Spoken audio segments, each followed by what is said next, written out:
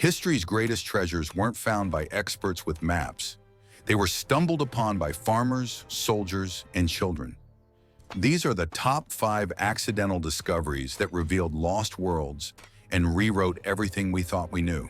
March 1974, Lintong County, China. A group of farmers led by Yang Jifa were digging a well to find water during a drought. About 5 meters down, their shovels struck something hard. It wasn't rock. It was the fired clay head of a warrior. Terrified, they thought they had disturbed an ancient burial spirit. They reported it to local authorities, unknowingly setting in motion one of the most significant archaeological finds of the 20th century.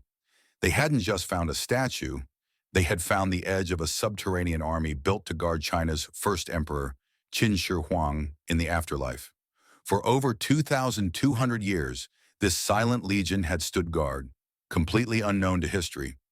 The site is a massive complex of pits covering 56 square kilometers.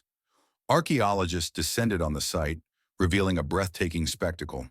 Pit 1, the largest, contains an estimated 6,000 life-sized warriors and horses, arranged in battle formation. But the real shock was the detail. Each warrior is unique. Their faces, hairstyles, and expressions are individualized, likely modeled on real soldiers from the emperor's army. The figures were originally painted in vibrant colors, pinks, blues, purples, but the lacquer layer curled and flaked away within minutes of being exposed to the air after 2 millennia. The army includes archers, infantrymen, officers, and cavalry. Their bronze weapons were still sharp, preserved by a chromium plating, a technology not thought to exist in Europe for another 2,000 years. This wasn't just a tomb, it was a snapshot of the Qin dynasty's military might, created by an estimated 700,000 laborers.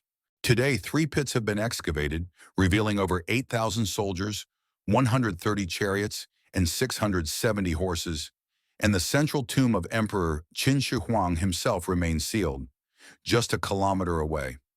Ancient texts claim it contains a map of his empire with rivers of flowing mercury. High mercury concentrations in the soil confirm this. But fear of destroying its contents means the emperor's final secrets remain undisturbed, all thanks to a farmer looking for water. November 4, 1922. The Valley of the Kings, Egypt. British archaeologist Howard Carter had been searching for the lost tomb of Tutankhamun for 5 frustrating years, financed by Lord Carnarvon. His funding was about to be cut. He was on his last chance. The popular story goes that a young water boy on his crew, Hussein Abdul Rasul, accidentally stumbled on a stone step while setting down a water jar. He had found the top of a staircase buried beneath the rubble of other tombs. Carter's team frantically cleared the debris, revealing a flight of 16 steps leading down to a sealed doorway. The plaster bore the intact seals of the royal necropolis, meaning it was likely undisturbed. Carter sent a telegram to Carnarvon. At last have made wonderful discovery in valley. On November 26th, with Carnarvon present, Carter made a small hole in the top corner of the doorway. He held up a candle and peered inside. As his eyes adjusted to the darkness, he saw an incredible sight. Strange animals, statues, and gold. Everywhere, the glint of gold. Carnarvon anxiously asked, "Can you see anything?" Carter could only reply, "Yes, wonderful things." They had found the antechamber of a nearly intact royal tomb, filled with over 5,000 artifacts, including golden chariots, thrones, ritual couches, and jewelry. This was just the first room. Beyond it lay the burial chamber itself, containing 4 gilded shrines nested one inside the other. Inside the final shrine was a stone sarcophagus. Within the sarcophagus were 3 coffins, the innermost made of 110 kilograms of solid gold. And inside that lay the mummified remains of the boy king Tutankhamun, his face covered by the iconic golden death mask. The discovery was a global sensation. Tutankhamun was a minor pharaoh who ruled for only a decade, but because his tomb was so small and hidden by debris from the construction of a later tomb, it had escaped the notice of tomb robbers for 3,300 years. The sheer wealth of the artifacts gave the world an unprecedented glimpse into the life and death of an Egyptian pharaoh. Every item, from his board games to his child-sized throne, was preserved, a time capsule of the 18th dynasty, found only because a water boy tripped on a step. July 1799, Napoleon's army was in Egypt, not for archaeology but for conquest. As part of their campaign, French soldiers under the command of Pierre-François Bouchard were demolishing an ancient wall to fortify their position at Fort Julien, near the town of Rashid, which the French called Rosetta. Amidst the rubble, Bouchard noticed a large slab of black granodiorite with strange inscriptions. It was being used as a building block. He immediately recognized its potential importance. The stone was covered in three distinct bands of text. The top was written in ancient Egyptian hieroglyphs, the mysterious picture writing that no one had been able to read for over 1,400 years. The middle was in Demotic, a later, more common Egyptian script. The bottom was in ancient Greek, a language scholars knew well. Bouchard realized that if the three scripts contained the same message, this stone was the key, a dictionary for deciphering the lost language of the pharaohs. He sent the stone to Napoleon's newly founded scientific institute in Cairo. When the British defeated the French in Egypt in 1801, the stone became property of the British Crown under the terms of the Treaty of Alexandria. It was shipped to London and has been displayed in the British Museum since 1802. For the next 2 decades, scholars across Europe raced to crack the code. The breakthrough came from a young French linguist, Jean-François Champollion. He correctly hypothesized that hieroglyphs were not just symbolic pictures, but a complex mix of alphabetic and symbolic signs. By comparing the Greek text, which was a decree from King Ptolemy V in 196 BCE, with the hieroglyphs, he was able to match the sounds of royal names like Ptolemy and Cleopatra, which were written in cartouches. By 1822, Champollion had unlocked the fundamental principles of the hieroglyphic system. An entire civilization that had been silent for centuries could finally speak again. All of Egyptian history, recorded on temple walls and papyrus scrolls, was now readable, and it all started with a soldier tearing down a wall. September 12, 1940, the Dordogne region of France. 4 teenagers, Marcel Ravida, Jacques Marsal, Georges Agnel, and Simon Cuenca, were out for a walk with Marcel's dog, Robot. They were investigating a local legend about a secret tunnel to a nearby manor. Days earlier, a pine tree had fallen, leaving a deep hole in the ground. When the dog, Robot, disappeared down the hole, Marcel scrambled in after him. He slid down a narrow 15-meter shaft and landed in what he thought was just a dark cave. When the other boys followed with a makeshift lamp, they couldn't believe their eyes. The walls and ceilings were covered in vibrant paintings of enormous animals: bulls, horses, bison, and stags.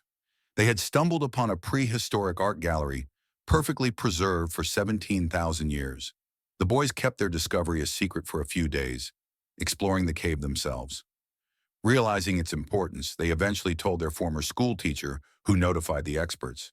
The cave, known as Lascaux, became famous overnight. The main chamber, called the Hall of the Bulls, features 4 massive bull paintings, one of which is 17 feet long, the largest prehistoric animal painting ever found. The artists used natural pigments, charcoal for black, ochre for yellows and reds, and applied them using pads of moss or even by blowing the pigment through a hollow bone. Scaffolding holes in the walls show they built structures to reach the high ceilings. The paintings are not random. They show sophisticated techniques like perspective and movement. One panel depicts what looks like a narrative scene: a man with a bird's head seemingly being gored by a bison. After World War II, the cave was open to the public. The influx of up to 1,200 visitors per day had a devastating effect. The carbon dioxide from their breath, the changes in temperature, and the introduction of foreign spores caused the paintings to deteriorate rapidly. In 1963, the French government made the heartbreaking decision to close Lascaux to the public forever. To share the art with the world, an exact replica, Lascaux II, was painstakingly created nearby and opened in 1983. Later, even more advanced replicas were built. The original cave remains sealed, a fragile time capsule from the Ice Age, found only because a dog chased a rabbit down a hole. Winter of 1946 or early 1947. The exact date is lost to memory. A young Bedouin shepherd named Muhammad Ed Dib was searching for a lost goat in the arid cliffs overlooking the Dead Sea. To pass the time, or perhaps to see if there was anything inside, he threw a rock into a dark cave opening he had never noticed before. Instead of the dull thud of rock on rock, he heard the surprising sound of shattering pottery. Intrigued, he and a friend later returned and climbed into the cave. Inside, they found a row of tall clay jars. Most were empty, but one contained something strange, several ancient scrolls wrapped in linen. Unaware of their immense value, they took the scrolls back to their camp. For a time, they hung from a tent pole. Eventually, they sold them to an antiquities dealer in Bethlehem for a pittance. The dealer, Kondo, recognized they might be significant and contacted scholars.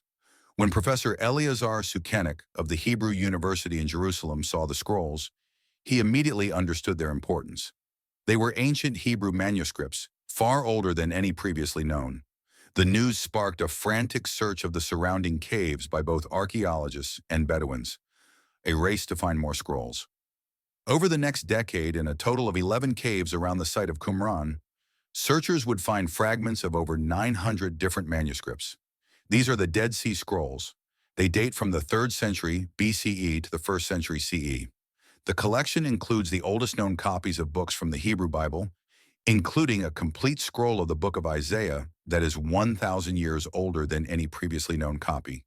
The scrolls also contain non-biblical texts, community rules, war plans, and hymns from a mysterious Jewish sect believed to be the Essenes, who lived a monastic life at Qumran.